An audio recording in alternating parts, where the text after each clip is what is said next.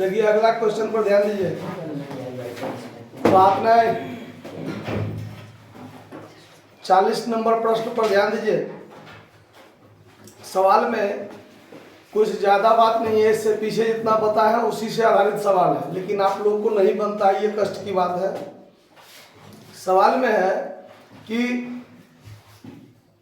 ए और बी एक फर्म में साझेदार हैं जो लाभ हानि को 5-3 अनुपात में बांटते हैं।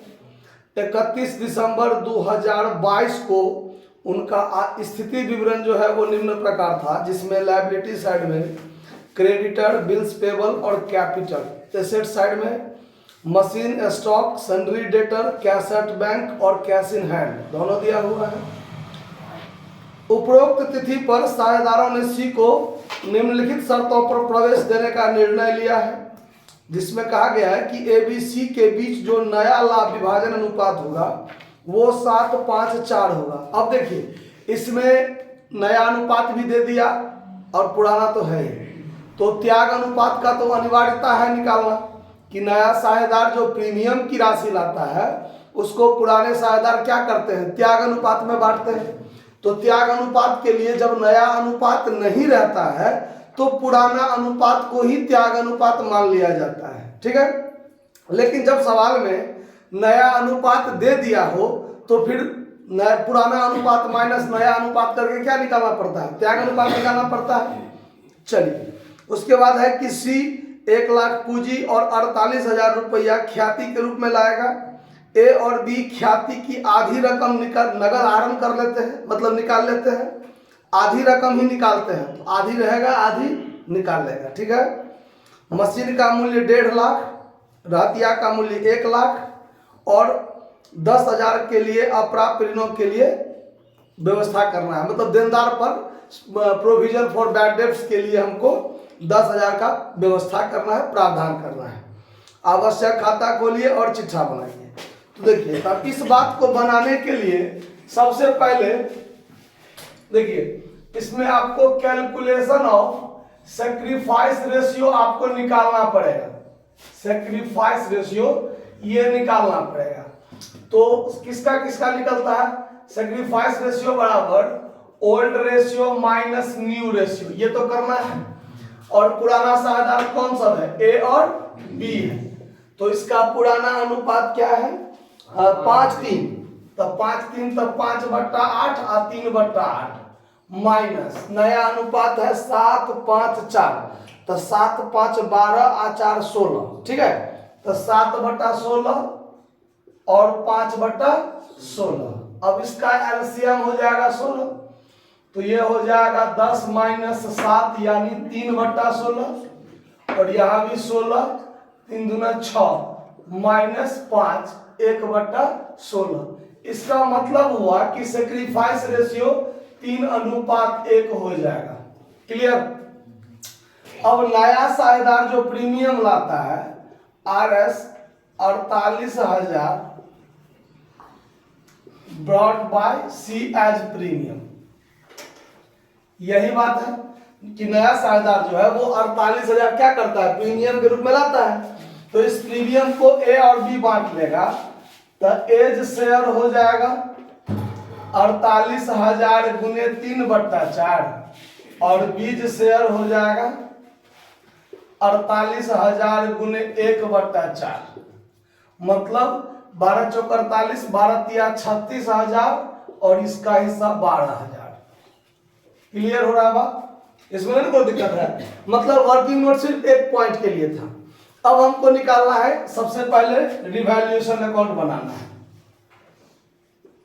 रिवैल्यूएशन अकाउंट,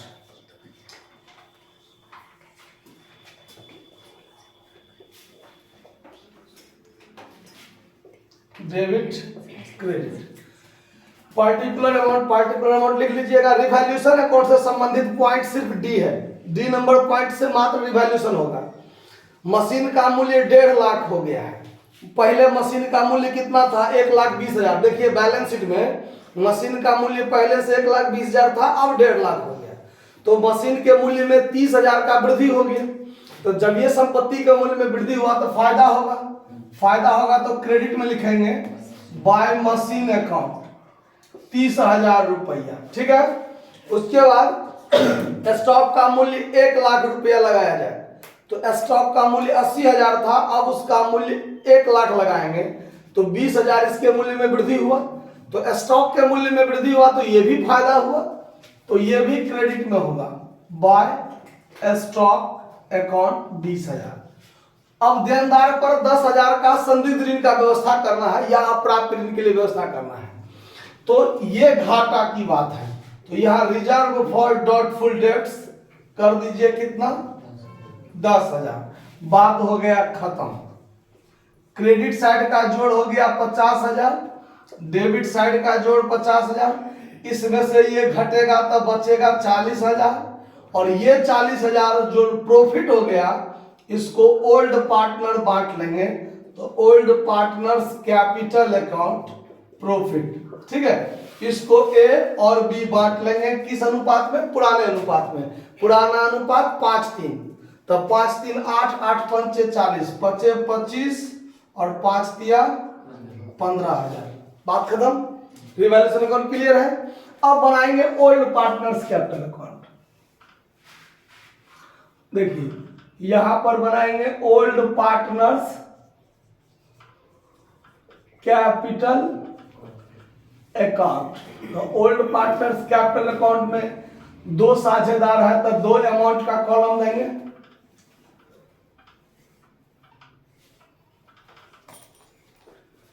DRCR, पार्टिकुलर ए का बी का, पार्टिकुलर ए का बी का। ठीक है, तो पार्टनर्स कैपिटल में सबसे पहले क्या लिखते हैं, बाय बैलेंस बीडी, जो उसका प्रारंभिक शेष होता है जो आपको बैलेंस शीट में मिलेगा। तो by balance BD, by balance BD, तो इसका बाय बैलेंस बीडी कितना है, 1,50,000 और 80,000, 1,50,000 और 80,000। क्लियर। अब इसमें क्या सब होगा, तो बैलेंस शीट में गलती लिखा गया सर, 1 लाख और 1 लाख दूसरे सवाल का देख लिए हम सर, 1 लाख और 1,20,000, 1 लाख और 1,20,000 दूसरे सवाल का दिखा गया। चलिए, तब बाय बैलेंस बीडी हो गया। बैलेंस शीट में कोई भी आइटम बांटने वाला नहीं है, जैसे जनरल रिजर्व, रिजर्व फंड, ये सब होता था ना, वो आइटम इसमें नहीं है, ना ही एसेट्स में है ना ही लायबिलिटीज में है कोई बांटने वाला, तो उसको छोड़िए। रिवैल्यूएशन अकाउंट में जो प्रॉफिट हुआ ये क्रेडिट में आ जाएगा बाय रिवैल्यूएशन अकाउंट प्रॉफिट, 25,000 और 15,000 हो गया। अब नया साझेदार जो प्रीमियम लाया है तो बाय प्रीमियम अकाउंट होगा ना, ये प्रीमियम जो लाया है नया साझेदार उसको पुराना बांटा है त्याग में, तो इसका हिस्सा 36,000 और इसका हिस्सा 12,000। अब इसमें से आधी रकम तो निकाल लिया है, कि 36,000 12,000 जो बांटा है, तो सवाल में क्या आता है ना, पॉइंट नंबर सी, कि ए और बी ख्याति की आधी राशि क्या कर लेते हैं, निकाल लेते हैं। तो पूरा पूरा बांट के पूंजी बढ़ गया, उसमें से वो निकाल लिया, तो जो निकाल लिया उतना से उसका पूंजी क्या होगा, घट जाएगा। तो यहाँ प्रीमियम विदड्रॉन लिख दीजिए।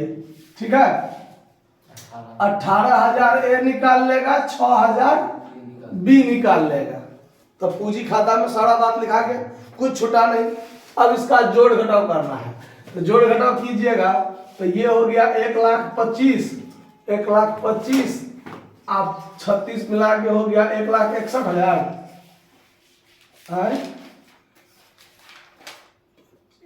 1,61,000 शायद, जोड़ के देख लीजिए ठीक से है कि नहीं। तो आइए जोड़ के हो जाएगा 1,47,000, तो यहाँ भी 1,47,000 और यहाँ भी 1,61,000, 1,61,000। इसमें से इसको घटाएंगे, जो बचेगा क्या निकलेगा, बाय बैलेंस शीट, तो इसमें से 18,000 जाएगा तो 1,43,000 शायद, घटा कर देख लीजिए है कि नहीं। इसमें से जाएगा तो 1,41,000 है आंसर, इसमें आंसर भी दिया हुआ है सबका। चलिए ठीक है, अब बनाएंगे न्यू पार्टनर्स कैपिटल अकाउंट। तो न्यू पार्टनर सी है, तो सीज कैपिटल अकाउंट यहां बना दीजिए। तो नया साझेदार के पूंजी खाता में ज्यादा तो कुछ नहीं होता है, नया साझेदार खाली पार्टिकुलर अमाउंट लिख लीजिएगा आप लोग बाय कैश अकाउंट। अब देखिए सवाल में बैलेंस शीट में कैश भी है और बैंक भी है, तो आप जहां भी लिखिए कोई एक आइटम पर चर्च कीजिए। जहां कैश लिखिएगा तो सब जगह कैशे लिखिएगा, अगर बैंक लिखना है तो सब जगह बैंके लिखिएगा, और जो आइटम आप लिखिएगा उसी में कमी वृद्धि कर दिएगा बैलेंस शीट में, अगर दोनों आइटम है तो। अगर कोई एक आइटम है तो उसी का चर्चा हर जगह करेंगे। तो हम अगर यहाँ कैश का करते हैं तो बाय कैश अकाउंट पूंजी लाया, कितना पूंजी ला रहा है, पूंजी ला रहा है 1 लाख रुपया, तो यहाँ हम 1 लाख लिख लिए बस। अब इसमें और कुछ नहीं, यही 1 लाख टोटल यहाँ हो जाएगा, यहाँ भी 1 लाख, और यही चीज यहाँ हो जाएगा टू बैलेंस CD 1 लाख हो गया। अब बनाएंगे क्या, balance sheet, new balance sheet. जब साझेदार प्रवेश कर गया तब बनाना है आपको न्यू बैलेंस शीट। डेट भी दिया हुआ है, कोई क्या तारीख को प्रवेश हुआ है, 31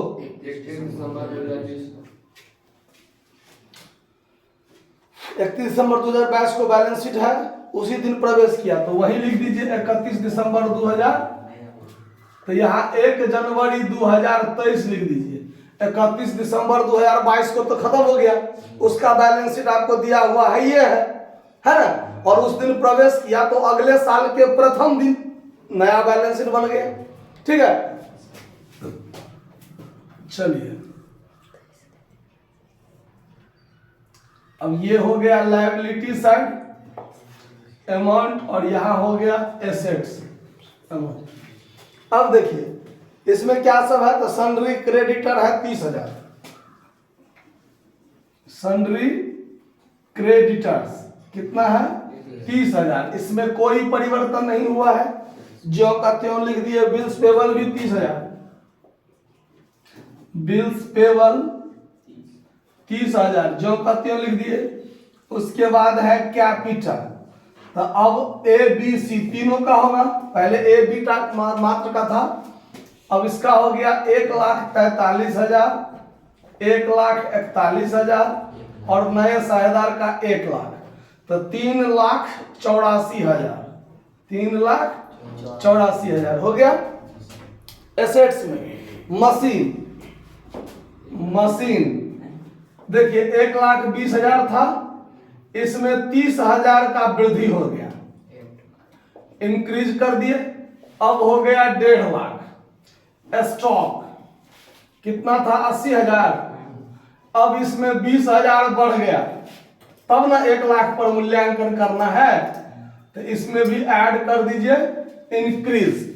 उसके बाद डेटर है 70,000, डेटर्स कितना है 70,000, 10,000 का प्रावधान हो गया, तो घटा दीजिए IDD, ये बच जाएगा 60,000। अब है कैश एट बैंक, तो कैश एट बैंक कितना का है 7,000, तो ये जो का त्यों लिख दिए 7,000।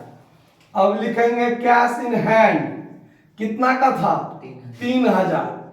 नया साझेदार प्रवेश किया तो पूंजी लाया 1 लाख, जोड़ लेंगे, प्रीमियम लाया 48,000, जोड़ लेंगे, माइनस आधा प्रीमियम निकाल लिया, मतलब 48,000 लाया तो आधा 24,000 निकाल भी लिया ना, तो पहले 48,000 जोड़ लिए और फिर 24,000 घटा दिए, तो 24 3 27, 1,27,000 हो गया।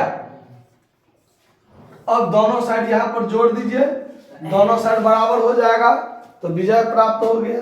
ये 60,000 इसमें जोड़ दीजिए तो 4,44,000 यही हो जाएगा, होगा ना, ठीक है। आप इधर जोड़ दीजिए, तो जोड़ कर देखिए ना 4,40,000 हो, 44,000 हो ही जाएगा। 1,27,000 और 7, 1,34,000, 1,90,000, 2,90,000, 494 और यहाँ पर 1.5 लाख हो गया। ठीक है, तो कहीं कोई दिक्कत नहीं हुआ समझने में, पूरा इजी सवाल है। कौन कौन सा स्टेप है सवाल में, अगर ये ध्यान रहेगा तो फिर सवाल समझने में दिक्कत नहीं होगा। नोट कर लीजिए, धन्यवाद।